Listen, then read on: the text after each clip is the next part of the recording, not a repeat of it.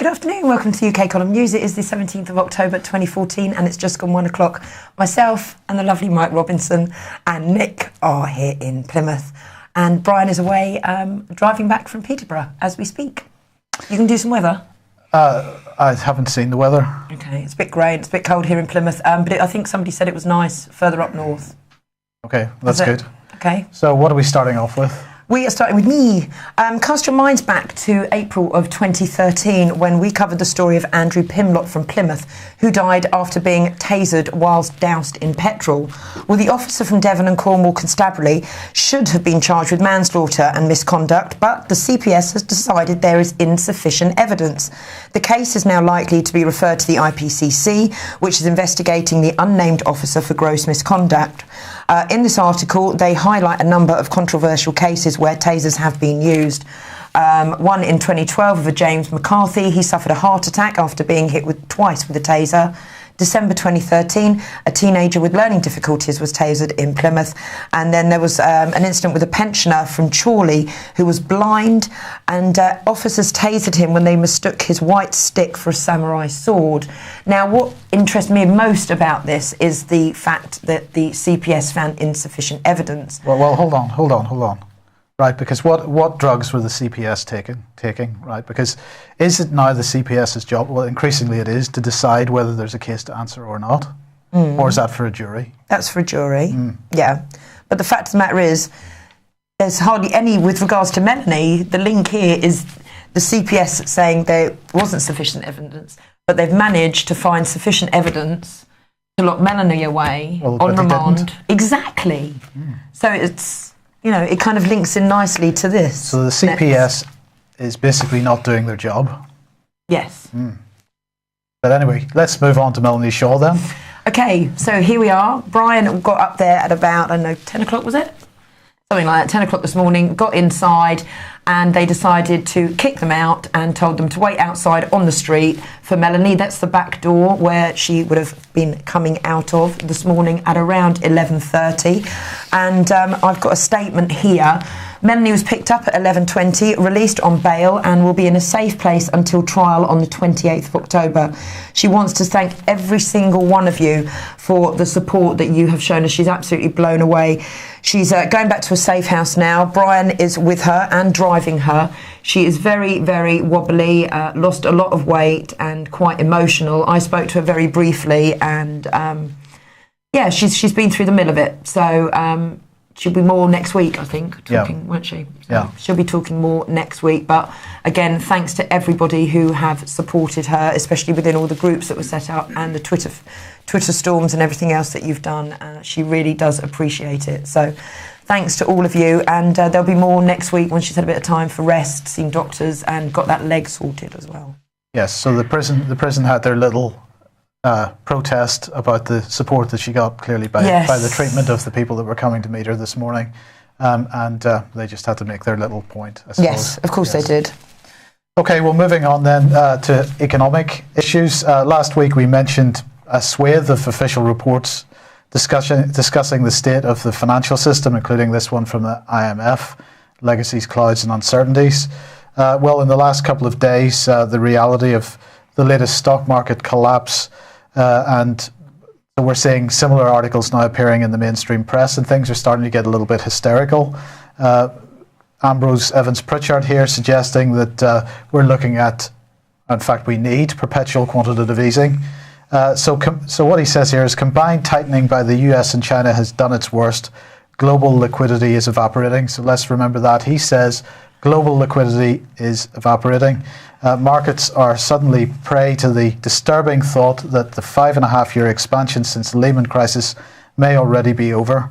Well, there was no genuine expansion at all, so that it can't be over if it never started. And that's the chief reason why the price of Brent crude has crashed and why yields on US government bonds have fallen and German bunds are absolutely slumping and so on. And he's really getting very depressed and negative and sad about things. And he goes on to say crashes are another story. They signal global stress, doubly dangerous today because the whole industrial world is one shock away from a deflation trap, a psychological threshold where we batten down the hatches and wait for cheaper prices. This is the ninth circle of hell in economics, he says. And he says, he starts commenting about the fact that China really isn't going to be doing anything to help this situation. And he says that the Chinese premier is targeting jobs, not growth, willing to deflate the economy, the Chinese economy, and purge excess capacity in the steel and shipbuilding industries as long as the unemployment rate does not rise much above 5%. This may be the right course for China, but it's an unpleasant shock for those across the globe who feel the dragon, who feed the dragon for a living. And Pritchard echoed here in Business Spectator by Adam Carr, and he's saying that he's highlighting a guy called Guy Debelle, who is the Assistant Governor for Financial Markets at the Australian Reserve Bank, the central bank in Australia, and he says that Guy Debelle caused quite a stir with comments that he made on Tuesday this week when he suggested that volatility is too low and that markets are underpricing risk and so on. And he's saying that this has struck a chord with many, especially, which is causing the sharp drops in stock markets and commodity prices. But he says, no matter what, at the first sign of trouble, the printing presses will be ramped up again, and markets know this. Rates will stay low for many years as a result, as interest rates. And so really he's echoing Evans Pritchard, saying that we're looking at a state of perpetual money printing in order to keep the markets afloat. And in the FT, well, they're actually suggesting that quantitative easing is about to end. And so really it's a bit unclear as to what's going on, because Adam Carr is saying that volatility is too low. The Financial Times is saying that volatility is high, or at least we're heading into a time when volatility is going to be high. So it's not really clear what's going on here. Are they going to keep the printing presses running? Are they not going to keep the printing presses running? What do you think?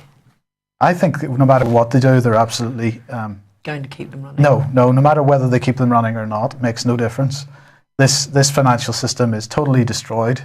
It has no hope. They have no options. And the only option is to try and produce our way out of it. And that means splitting up the banks, Bradbury Pound. These are the policies that we're talking about. It's in the newspaper. I know some people have received their UK column newspaper today. They've received it before us. Yes, indeed. Yes, well done. So there are no options within this financial system. But there's not going to be any. It's not looking like any more production is going to be coming out of this country for a while yet, is it? But that's a matter of choice. Absolutely. That's a matter of choice. It's government policy we're talking about, and whether the banks are going to continue to call the shots. The banks are only looking out for themselves. They're trying to keep a totally bankrupt financial system. And the government's only looking out for the banks. And the government are looking out for the banks. That's our problem. We have no sovereignty in this country. In City AM, the Bank of England spokesman Andrew Haldane saying interest rates are going to stay lower for longer. They really have no option but to do that. He's saying that Bank of England have kept rates at their lowest for quite a long time. It's going to continue that way. He's saying that he's describing these interest rates as being painfully low, and he said, on balance, my judgment on macroeconomy has shifted the same way I have tended to view the economy through a bimodal lens. Let's not even worry about what that is. It's just a load of nonsense. And recent evidence in the UK and globally has shifted my probability towards a lower trail for interest rates. Put this in plainer English, I'm gloomier. So he's gloomier, everybody's gloomy. Nobody's coming up with any answers, not within the financial system, and so on. So, any good news? No, because what he also said was that in this article here, they also said, however, the situation for the UK is better than others, with Haldane pointing out that the fall in unemployment from 8.4% to 6% is that's a great thing, and the fastest growth in the G7 in the UK. Yes, but at the same time, we have this situation because, if we look at financial calamities going back quite a number of years and look at falling wages, contracting standards of living, the worst case was 1874 when we had 4 years, 1921 and 1976, 2 years of contraction in wages, and we've had just a steady contraction in wages since 2007, but it's worse than that, isn't it? Because we're also seeing a steady contraction in high-value jobs being replaced with rubbish jobs in supermarkets and coffee shops. Inequalities, we've got the highest inequality within the G7, haven't we? What, in terms of salaries, you mean? Just inequality in this country compared to this rich Well, list. that is a perfect lead into this story, because here we've got the UK's highest paid boss. This is Stephen Peckham, and he earned £31 million last year, which might not be as much as Judge Judy, but it's still more than 2,000 times. What's he do? Well, he's the head of a corporation. What's the corporation? Melrose, is that? Yeah, Melrose, yeah. What is Melrose? Well, I I've never heard of it. don't know. It doesn't matter. This is not the point. The point is Okay. you're talking about the disparity between what Yes, the top earners are earning absolutely. and what the bottom earners are earning, and that highlights it very well.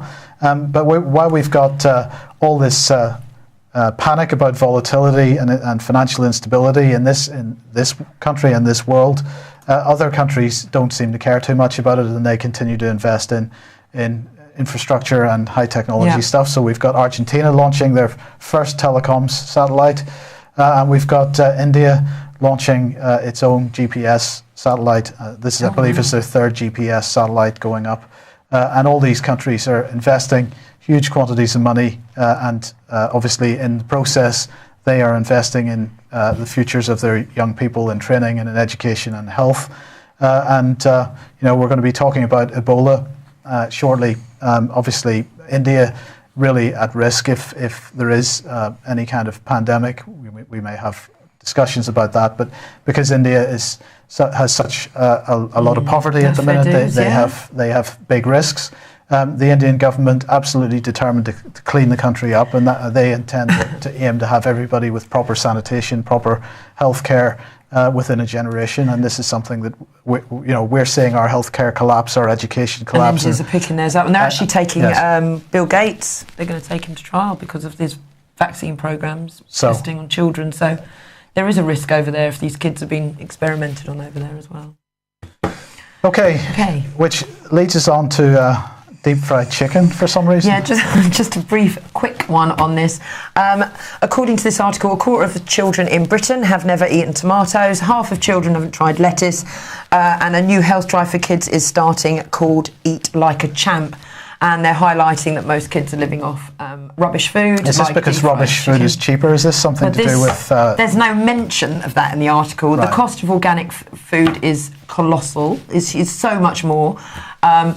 Deep fried chicken, you could probably go to Deathco or somewhere like that and pick up a box of these chicken nuggets, and they'll last a few days, and they're like for £1, and you try and get a bag of just your basic Cox's apples are about £1.60. Yes. So, there's no wonder, because of the state of this country at the moment, people can't afford to go out and get proper food. I mean, I don't even like buying the apples and the fruit and veg from the normal supermarkets. I'd rather go to an organic shop, but then you're looking at double the price. At least, yes. At least, minimum. Yeah. Okay, well, what's going on with the borders then? Okay, so Public Health England have said screening for Ebola will soon be starting at Manchester and Birmingham airports. Gatwick Airport and St Pancras Station are starting checks next week, and it's being suggested that Manchester and Birmingham will follow suit. The government earlier insisted additional checks were not necessary, but changed the guidance following advice from the Chief Medical Officer, Dame Sally Davis, who I spoke a lot about last night with Dr Graham Dowing.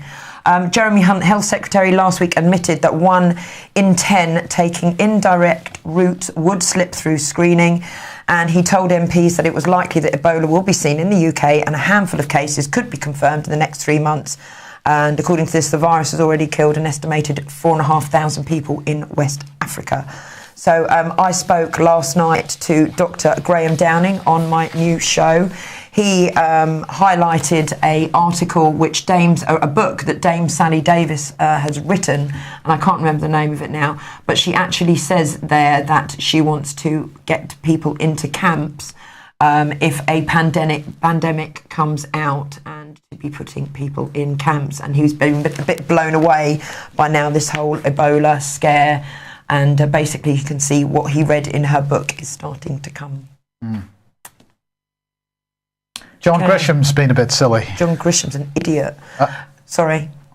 John Grisham has backpedaled on his comments on child pornography. In a statement on his website, he wrote, "Anyone who harms a child for profit or pleasure, or who in any way participates in child pornography online or otherwise, should be punished to the fullest extent of the law.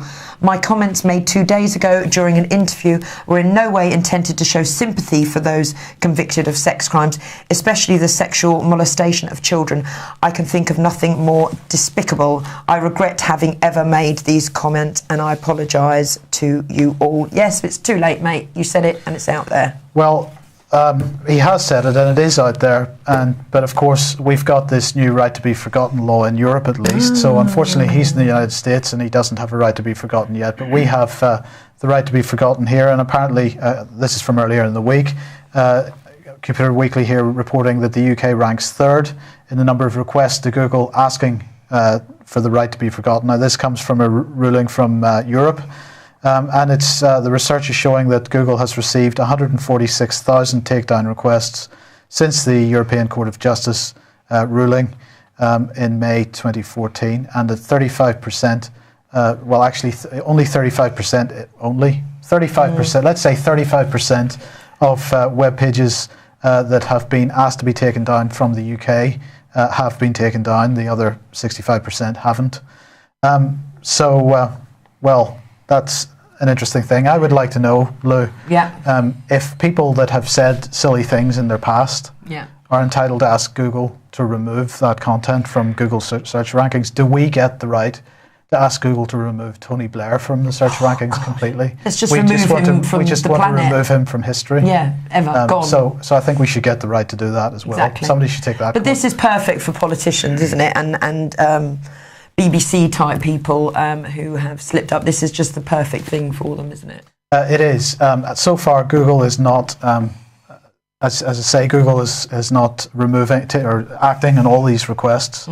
I don't know that there's too much transparency about what the process is that they go through. So maybe we need a bit more of that. Yeah, I think so. But they're certainly not taking all requests seriously. And of course, it doesn't remove the actual material from the internet. It only removes the material from Google's rankings.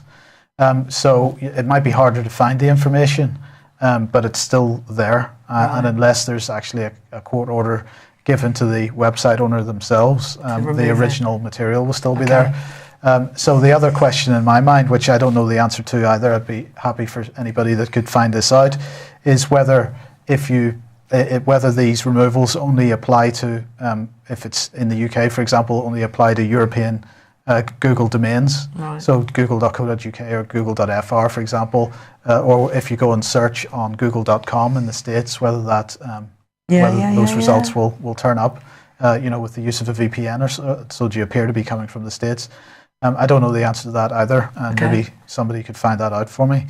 But in the meantime, Theresa May, of course, snooping like crazy at the moment, and she was in front of the Intelligence and Security Committee discussing the harvesting of communications data. She maintains that that's not an invasion of privacy. She said that the bulk collection of personal communications data was not in itself an invasion of privacy, and that they have to have, she says that they have to have a haystack to be able to find the needle, and they need the needle in order to keep the public safe. So this is basically echoing the sentiments of the Australian Prime Minister when he said that you've got to give up some of your freedoms in order to stay safe. Well, sorry, if our governments weren't financing the terrorist organisations which are allegedly making a threat, then there would be no issue of safety. So this is really just an excuse to collect lots of data. Theresa May said that, she is spending most of her time these days processing the warrants in order to to put these taps on to make sure that this data is collected. And of course, she refused to answer the question from Malcolm Rifkind about how many people were identified as being potential terrorists or criminals as a result of this data collection. She said, she just said that she wasn't going to answer that. And, we have a policy of neither confirming nor denying anything. And this is what she said. So that's really spectacular. Anyway. Okay, moving on. this next story really shouldn't come as a surprise to anybody. We've been talking about this for a long time, and that in fact any moves towards euthanasia would be a slippery slope. Yeah. And well, here we go. Yeah, it's reported that nurses and doctors who help severely disabled or terminally ill people to take their own lives are unlikely to face criminal charges. Changes in the guideline approved by our very own Alison Saunders, who's made sure Melanie was kept incarcerated. She's head of the public prosecutions, as you know. It said the change was simply clarification and would not offer immunity against prosecution. But this change has been criticised by Dr. Peter Saunders, who is Director of Care Not Killing. He said this is a very concerning, that Alison Saunders is effectively, at a stroke of her pen, decriminalising assisted suicide by doctors and healthcare workers, as long as they don't have a relationship with the patient. So we've already had somebody from Holland speak out, the guy who was first of all promoting euthanasia. He's recently come out, and we did cover it on this show, what a bad idea it was, and he wished he'd never spoken up for euthanasia, and it's at the highest rate it's ever been.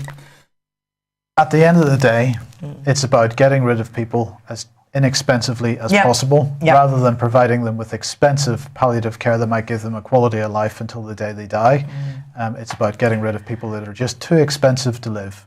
Lucius Eaters. And we covered a lot of this, with regards to FEMA camps and everything else on last night's show, so the pod's going to be up later. Okay, so constitutional stuff then. We've got a debate in Parliament today. Wow, I didn't know they did that kind of thing anymore. But apparently we do have a debate in Parliament today about the EU referendum, because we're going to have a new EU referendum bill, which has been put forward by that gentleman, Bob Neill. He's behind the bill, and it's getting all kinds of support from Conservative MPs like Sajid Javid, for example. Oh, really? Yes. So Tories, for a second time, according to the BBC here, trying to legislate for an EU referendum. Of course, they're getting all kinds of support from Nigel Farage and others, and they're debating this bill tabled by Bob Neill, and they're hoping to have a vote by 2017. Well, that's nice.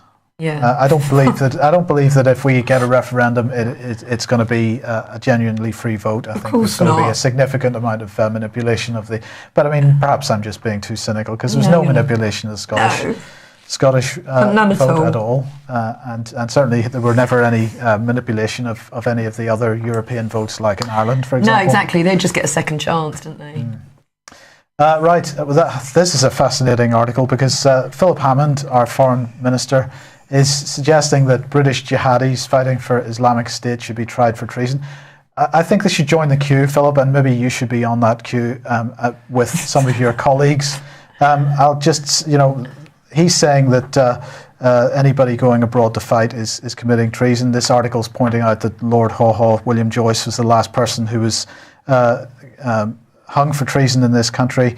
They're pointing out that the death penalty has been abolished, but that the offence remains. So now we've got mainstream recognition that the offence of treason remains, and yet when you go to try and report treason in a police station, the police seem to know nothing about it. That's very strange. Yeah, but a lot of people in Westminster could be put along that, couldn't they? That's exactly my point. So Philip Hollobone, who is a Tory backbencher, he asked in the Commons, will the Foreign Secretary ensure that British jihadists who return from Iraq and Syria are prosecuted for the offence of treason, because their actions are treachery against Her Majesty, because aiding and abetting enemies of Her Majesty is one of the greatest offences a British citizen can commit. Let's face it, that applies to just about every political leader that we've had in this country for the last 40 years. And in fact, let's just remember Rodney Atkinson and Norris McWhirter. Rodney is on Doomwatch tonight at 6 p.m. Please join us. He's on for the first hour.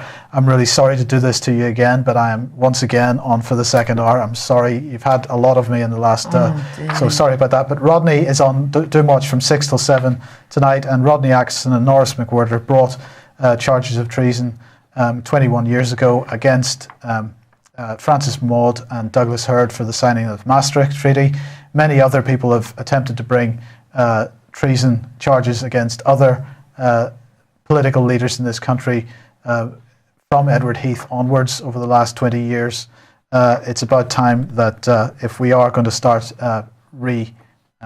using the treason legislation in this country, that we start using it with our own MPs who are systematically destroying this country. This conference is going to be good. I'm really looking forward to it.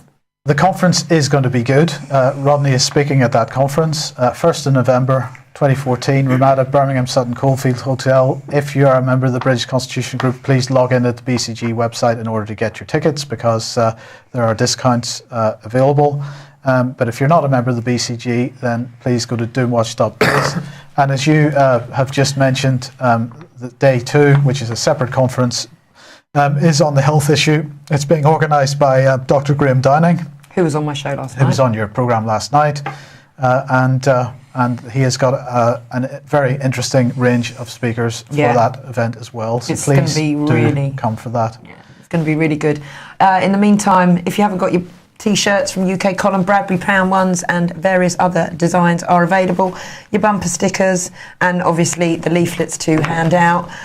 We still got a couple of free Melanie T-shirts, even though she is now free. Well, let's just clarify that, because of course she's free until the 28th. On bail until the 20th of October. Okay. And so we've got to make sure that the pressure stays on over the next couple of weeks, and that if the Crown Prosecution Service attempts to bring any bogus charges against her or bogus evidence, that there are plenty of people witnessing that and can hold them to account. Yep. So the fight is not over just because Melanie is released from this unlawful remand. We've got to also remember that, of course, she is whistleblowing on criminal activity involving the abuse of children. That situation hasn't changed. Those charges haven't gone away. The local authorities at Nottingham City Council and Nottingham County Council have a lot of questions to answer, as have many other people. So keep the fight up, because there's plenty of work still to do for Melanie. I've been pointing at the screen. I don't know what I'm supposed to be looking at. That's it. So Melanie will hopefully be on the show next week, and she's still fighting strong, though. She really is. She's just incredible. She's a little cracker. So she will hopefully be on this show next week. And again, she thanks everybody for their support. And Malcolm Massey, this is for you. Hope you're enjoying your lunch, darling. We'll see you next week. Thank you. Bye. Bye.